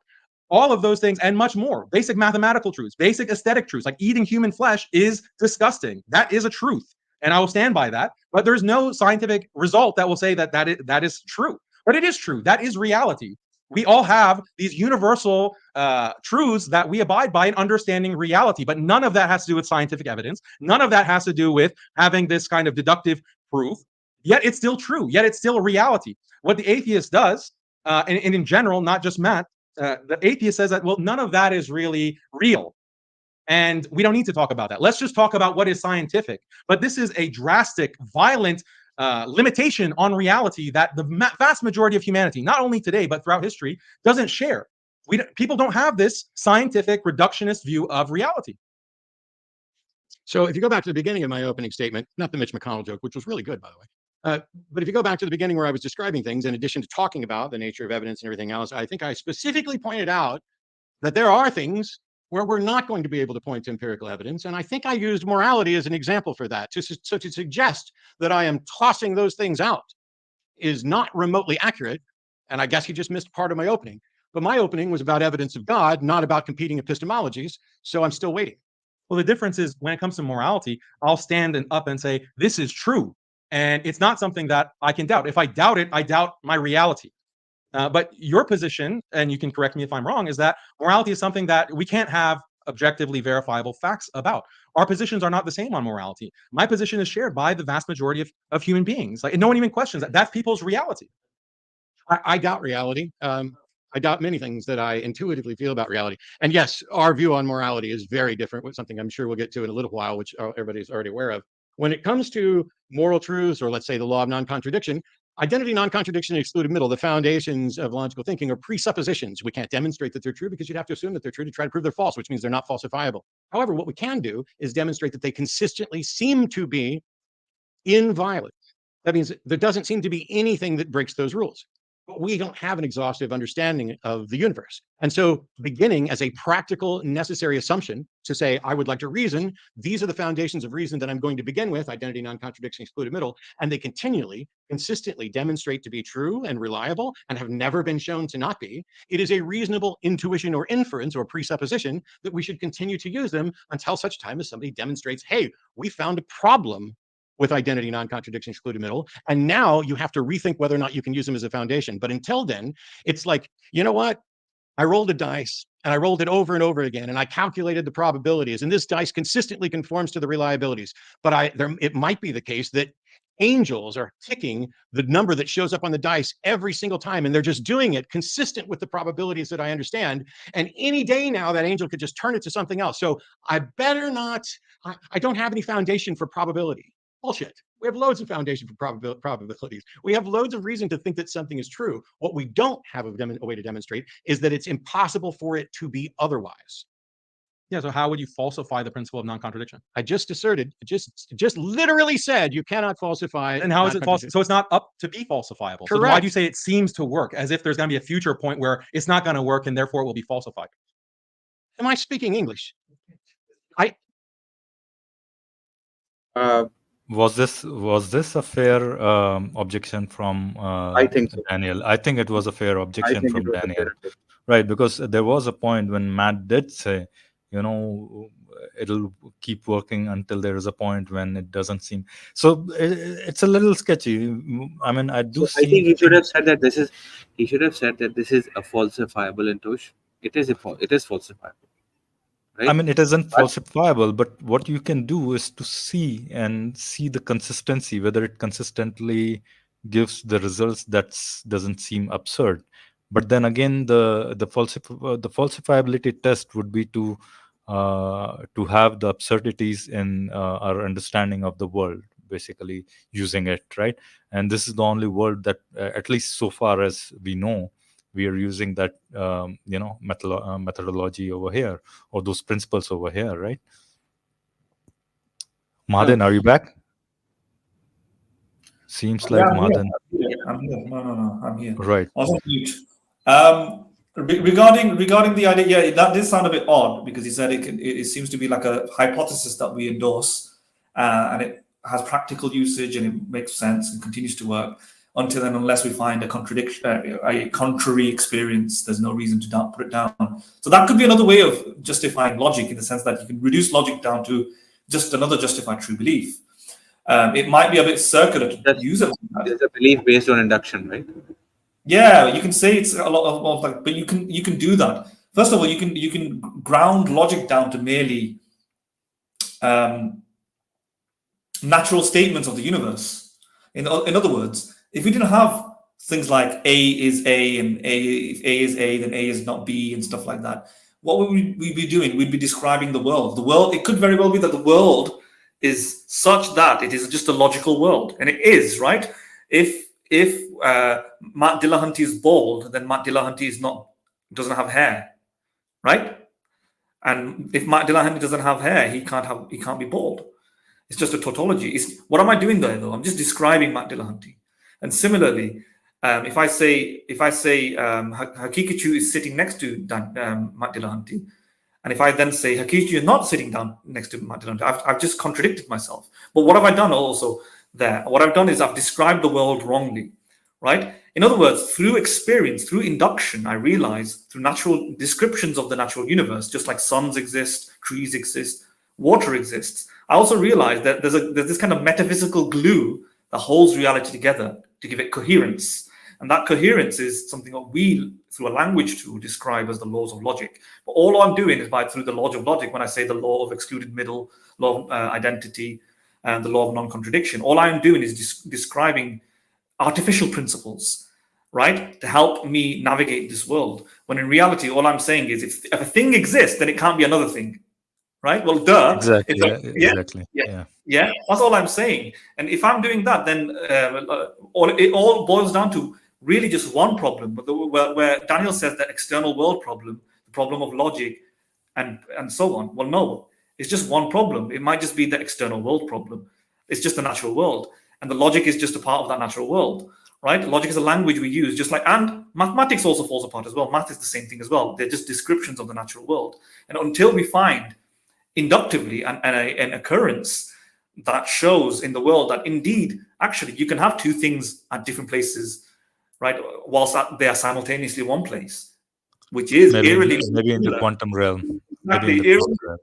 Eerily very similar to something that we, and some people might say, no, my logical senses will override, overshadow that quantum finding. Well, why? He just asserted it into existence, right? Maybe if we accept the idea we are evolutionary evolved beings in a small planet with limitations of our brain, with cognitive limits, that evolved in a small planet to manipulate small objects and not really adapted to understand reality on a macroscopic or a microscopic level, then it sounds more realistic that it might be the case that our brains are just not powerful enough to understand things beyond the laws of logic, right? This is why when we're describing this, so that could just be it. Once we accept that pillar of a belief, so this is what the theist might not believe in, right? It's like a proposition that we are evolved through evolution with imperfections of our brains and adapted to a small earth to manipulate small objects. But the theist might not believe in that. And this is why for him, he feels his intuition overrides a seeming incongruence with reality, where there's, in quantum mechanics, two objects simultaneously in one place and not at the one place at the same time, or something like that. But you don't need to accept that if you accept the idea that we are evolved with limitations, right? Then now we have some good reason to actually think the external world evidence might override our commitments to the logic, which is merely, at the end of the day, just observations of the natural world, right? So in the end, it's just one thing. Then it's just external world. Even mathematics doesn't exist. Number two doesn't exist. Two is just a representation of objects in the world, right? And we can play games with it. We can abstract it and go infinite, but it just means infinite objects. But there's no real infinite object, at least what that we can see. We're just playing mathematical games in our armchair. But the world might be able to be divided up into infinite states, maybe, and then it's relevant again. There might be infinity existing in the world. There might be an infinite number of dimensional points in my hand or my fist, for example. So it's just describing the natural world. So there's just only one problem there. So in that sense, Dillahunty might be correct that there might be a subsequent observation that defines the laws of logic. After taking everything that I've said, it makes more sense. If you're evolved in this earth, if logic is just a description of the world, it makes a lot more sense now. Before, when you just say it like the law of contradiction, then when you think about the law of contradiction, it seems like it can't be contradicted, right? How could you, like, unlike let's say swans, white swan, you can imagine there might be a black swan or a red swan or a green swan. Unlike theory of evolution, you can imagine the theory of evolution being false and we being created by an alien. But you can't even imagine the laws of logic being false. They can't be like, so it doesn't seem like the case that you will find an observation in the future like the swans, where you go, oh, here's the laws of logic. It doesn't seem like it, but that could just be it is counterintuitive. It is I counterintuitive. think Let's use that word, counterintuitive. yeah, I think therein There's a lies the strong problem. intuition behind that, right? Yes. I think therein lies the problem. I think maybe what Matt was trying to say is that he said it like as if there could be some possible way, or we have a specific falsification test for this. But in reality, we cannot think of any falsifiable test which would lead us to understand that actually the laws of logic aren't true, because we cannot think of we cannot even imagine a kind of test where we could possibly identify that this law of non-contradiction has failed, because we cannot imagine it, that a thing exists and not exist. How would we know that a thing exists and not exist? How can we observe that? We cannot. Most probably, I mean, as far as we understand right now, we cannot imagine such an observation. And I think that is what Matt wanted to say. He didn't say it, say it that well. And but as far as what he said, Daniel's objection seems fine, seems valid enough. All right, then shall we move on? Shall we? Yes. Yeah, let's go. I said these things are unfalsifiable. They are presuppositions that continually demonstrate that they are true. There's no reason to think that they could be violated in the future, but you can't demonstrate that. And so it is a presupposition. I am as convinced as I can be of anything that the foundations of logic are reasonable, but you can't prove it. This is the foundational problem of logic. Then why do you accept it? Because, oh my gosh, if I pick up a pen and I try and write with it, and it writes every time I pick it up and write with it, then I'm going to view that pen as reliable right up until it stops being reliable. That's the same thing for identity, non-contradiction, excluded middle.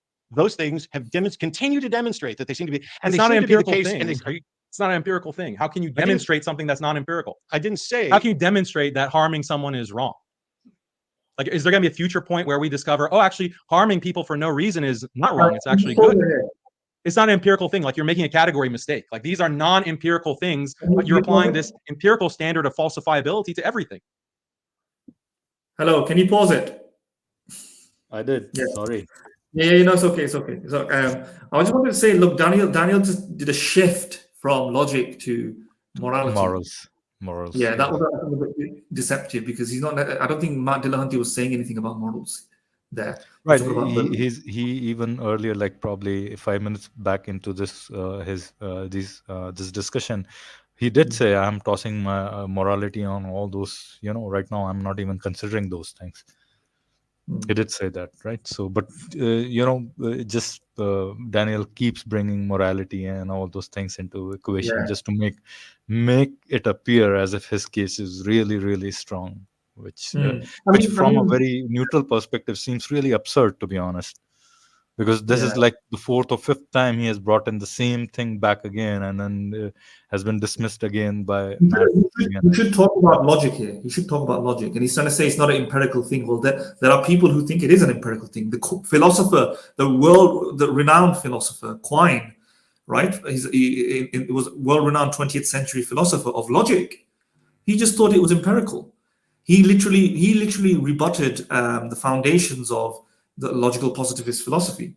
He rebutted it by dissolving the distinction between analytical truths and synthetic truths, and he made it out like they're both kind of the same thing, right? The two dogmas of empiricism was his paper, right? And one of the dogmas of empiricism was that there's analytical truths and there's synthetic truths. And he just showed, no, they're all empirical. They're all empirical, right? And he thought logic was just another belief that you hold, right? And it's subject to refutation and revision, like any other belief. There's no justification to think logic is on a different pedestal. In fact, the Quine invented the phrase Quinian webs of belief, that we have webs of belief where we build knowledge through many. Think of our most central, important, essential beliefs at the middle of the web, and then from that, other beliefs are built on top of it, right? That's how we can, when you want to visualize philosophical knowledge. And at the center of the web is logic, but it still lays on a belief, right? And this is what Right. Quine argued. And this is, again, an empirical way of learning about the thing. So Daniel, again, he's not, well, here's the thing, for academic hygiene, you need to give some respect to the contributions of these philosophers. And it's showing that he's either not aware of this, or he is lying it, hiding it, right? He's not giving significant charity to all the cases for supporting logic. One of them being that it's just an empirical case, very similar to what Mark may have said, in the sense that logic is simply, you can form a hypothesis that has just never been interrupted by any other exception. But if there is an exception, there might not be. In fact, it seems as though it might not be.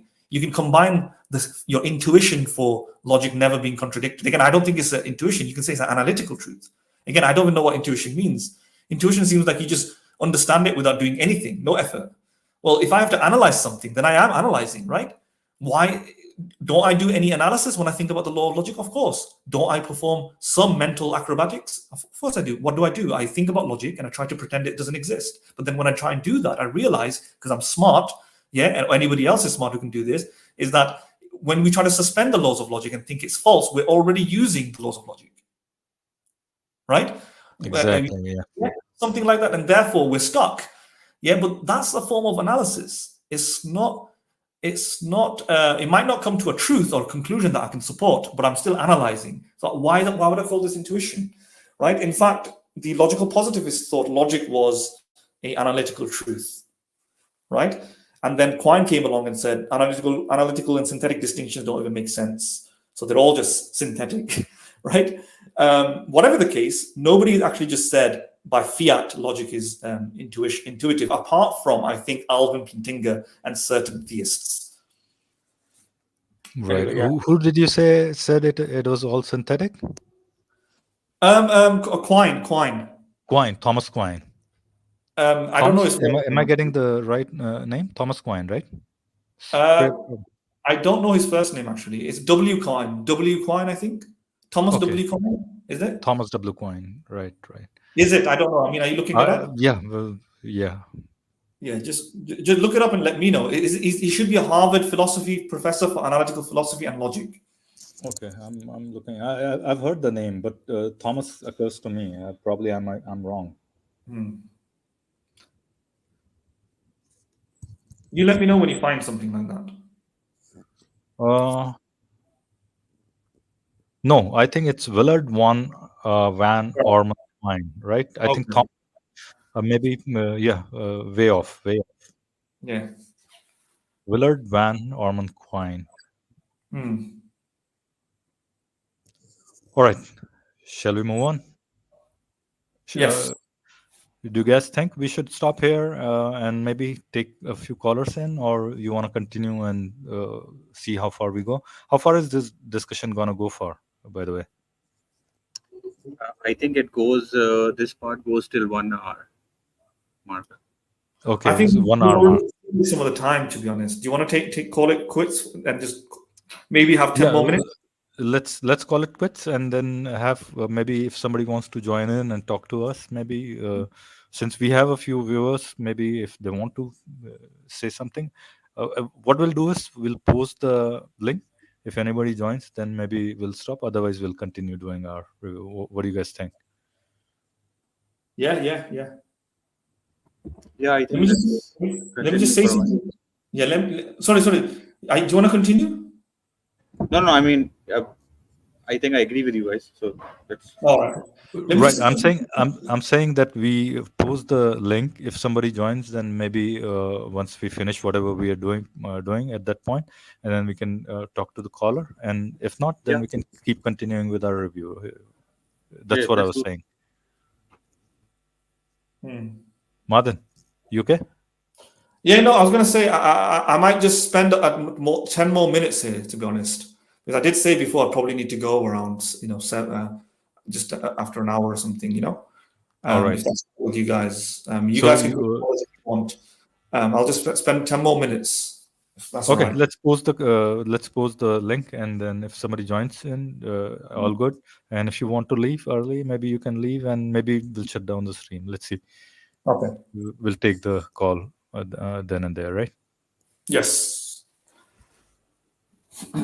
All right. So I've posted the link. Anybody who wants to join in, just say hi. Just come on and say hi, or whatever you have in mind, or if you want to add something about this debate or this portion of the debate, the discussion part, then please do. And in the meanwhile, what we'll do is we'll continue with the review basically, and the link is posted in the comment section. So go ahead.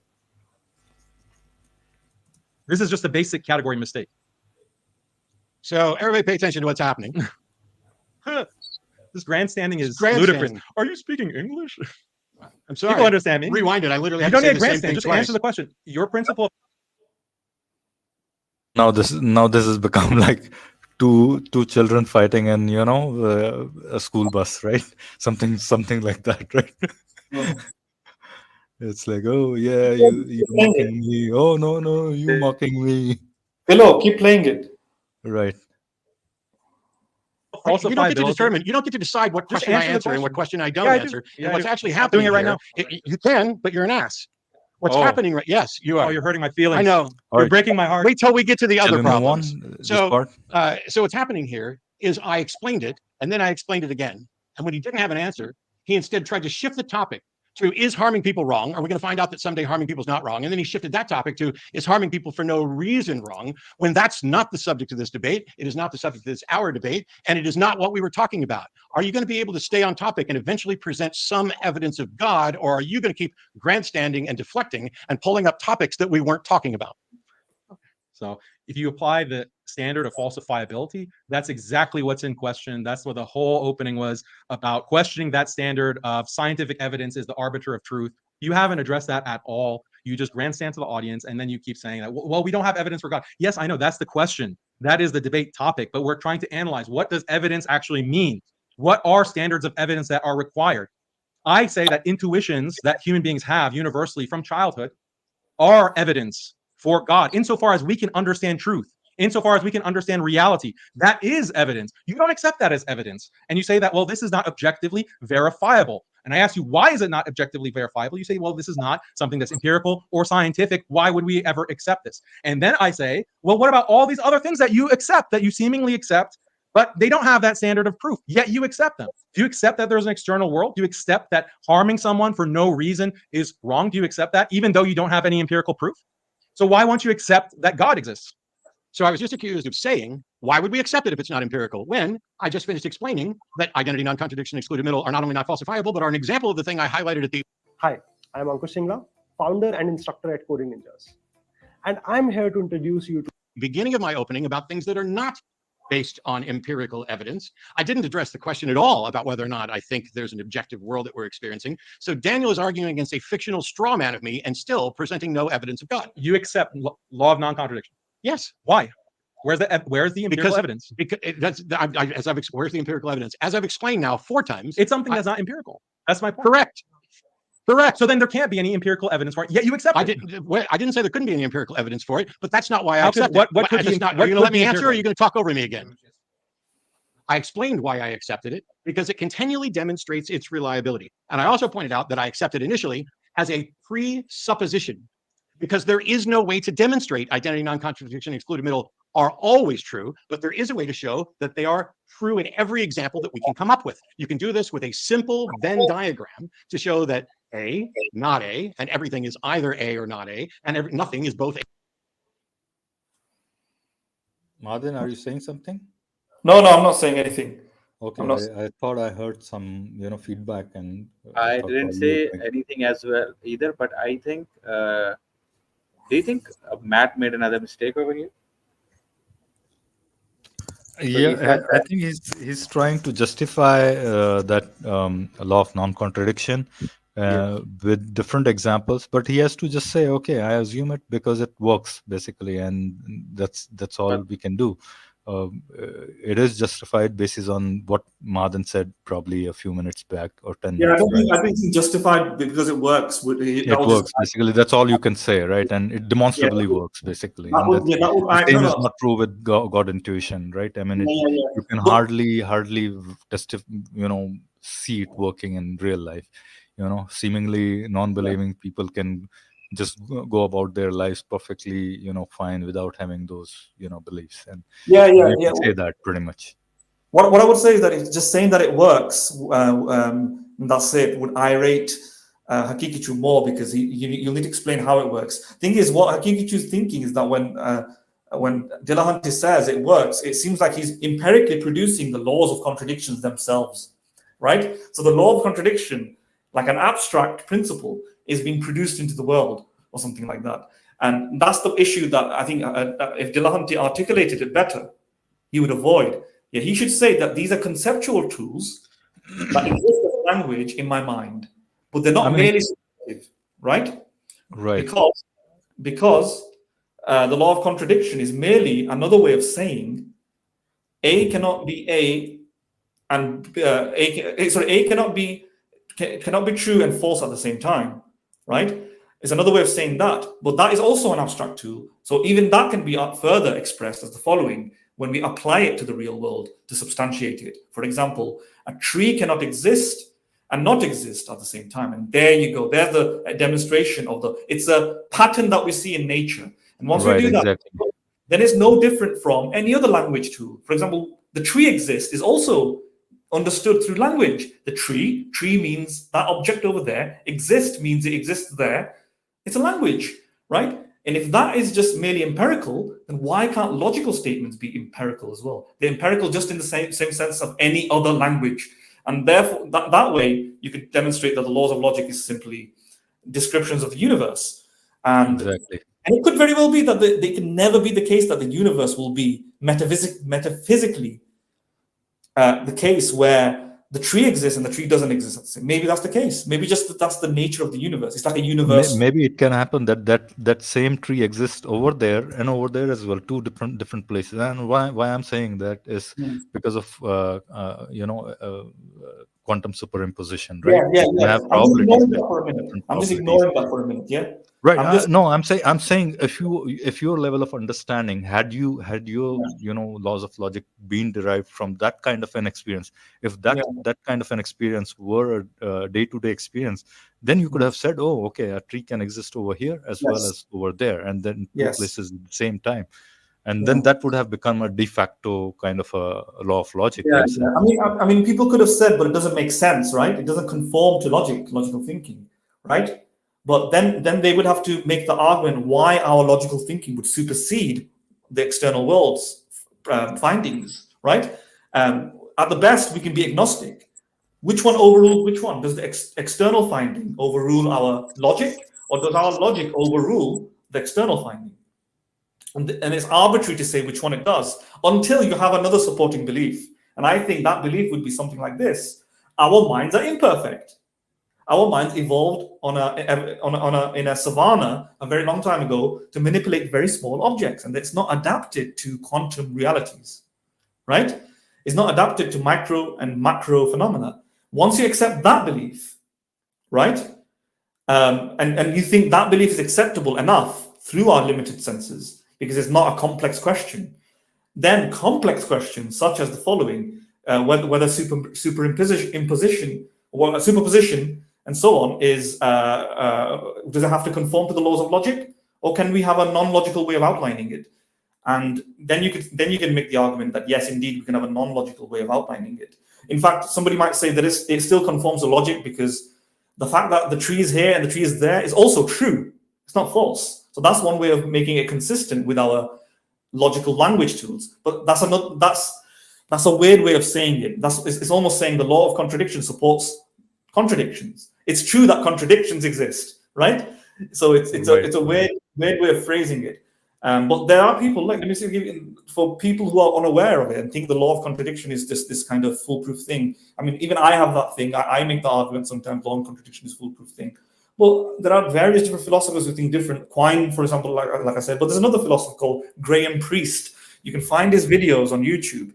He gives the example of para-inconsistent logic, where you can have true para. Right. I was just gonna mention that para-inconsistent logic, basically, and that's a very fringe few believe in that, by the way. I mean, right. Go ahead, please. Yeah. No, I wasn't going to go into the details of it because I myself are not fully competent to explain that. Right. So I'm not going to go and talk about it. But there's another field called dialectic ethics, or something like that. And both Graham Priest talks about both to show that, in fact, the laws of contradiction are not these absolute principles with no exceptions. There are exceptions, and he talks about it. So anybody who wants to watch that, they can go and watch it on YouTube. Graham Priest, Introduction to Logic, and you can see what he teaches. Anyway, but I need to go now. So. All right. So shall we then shut down the stream? Probably. If nobody's coming, then maybe so. Yeah, let's see. I mean, if anybody's coming, then we'll continue the stream and talk to the callers. Anybody who wants to come and join is more than welcome to do so, because Mahdin is probably leaving. So not probably, but he is leaving. So there'll be myself and Khayalie probably for another 10 minutes or so, unless Khayalie says, okay, let's stay for longer and have a chit chat. Desi, if you're around, maybe drop by. Major Reynolds, if you want to come in. Anybody who's listening so far is is welcome to say hi, hello, or whatever you want to say, or raise a point or whatever. Khayalie. Yeah. So let me make my exit before you guys talk. Let me just make my exit. Yeah. So see you later, everyone. Have a good stream. Subscribe, like, whatever. But get on the stream as well. Talk to these guys whilst I'm not here. Yeah, as Mahdin. Sorry, Mahdin. Go ahead, please. All right. See you later, Philo. See you later, Khayalie. Do you want to say something? Sorry, Philo. No. I just wanted to echo your points that everybody who's listening, just spread the word. Spread the word like a wildfire, pretty much. Absolutely. All right. Bye-bye. Bye-bye from All right, Mahdin. Bye-bye. Good night. Okay, Mahdin. Bye. I think, so do you want to continue the review, or should we just wait for a minute or two more and then... Yeah. Let's wait for a minute or two for anybody to join if they want to join, and maybe they have a point to discuss with us, or if they want to, mention anything, or even have any suggestions for our stream, maybe what they would like to listen to or something like that. Yeah, please come on down and have a chat. Tell us what you think. What you think of our streams, basically. Are we going way too deep into philosophy? Maybe we can mellow it down a little bit. Maybe we are doing something not right to not have kind of a fan base that we should have. Probably, at least in our minds, we think, Khayalie, that we should have some fan base, and we don't have that. So there is some issue, and we have to recognize that.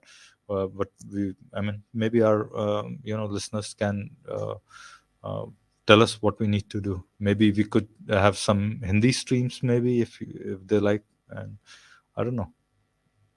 Yeah, I think maybe the audience prefers Hindi streams. I think I'm not sure if have we done only one purely Hindi stream to date.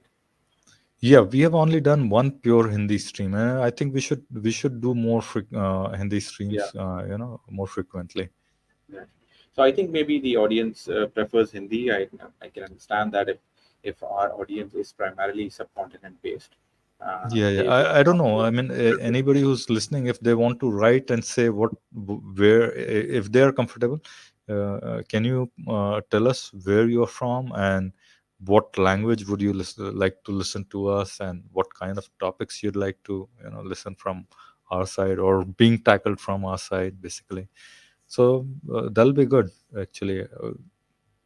Yeah, and you guys can also comment, give your suggestions in the comment below the video. Yeah, Even after in fact, if you do that, that's going to be better, because at least then, the YouTube is going to pick up the stream, and at least the algorithm is going to pump it up in the home pages, basically. So that's going to be even better from instead of just writing them in the live chat. Do comment it on the under the once the stream is over, under the video, basically. So yeah, I don't think anybody is there. We do have maybe just switch to Hindi. I don't know how many, unless we understand those. There are about 6 guys watching as of now. So no, I think let's don't know. continue in English. Let's just I think let's just end the stream for now.